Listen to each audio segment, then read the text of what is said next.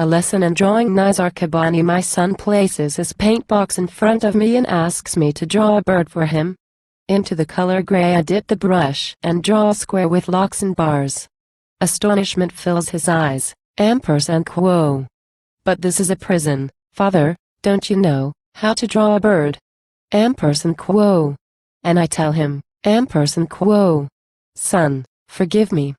I've forgotten the shapes of birds. Quo.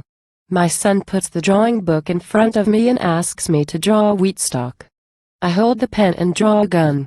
My son mocks my ignorance, demanding, quo.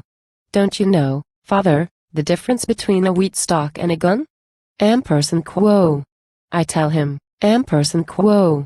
Son, once I used to know the shapes of wheat stalks, the shape of the loaf, the shape of the rose, but in this hardened time the trees of the forest have joined the militiamen, and the rose wears dull fatigues in this time of armed wheat stalks, armed birds, armed culture, and armed religion. You can't buy a loaf without finding a gun inside. You can't pluck a rose in the field without its raising its thorns in your face. You can't buy a book that doesn't explode between your fingers.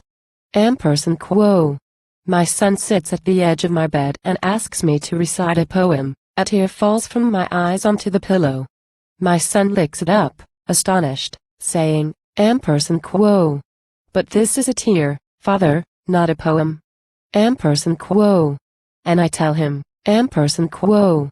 When you grow up, my son, and read the Diwan of Arabic poetry, you'll discover that the word and the tear are twins, and the Arabic poem is no more than a tear wet by writing fingers. Quo. My son lays down his pens, his crayon books in front of me and asks me to draw a homeland for him. The brush trembles in my hands and I sink, weeping,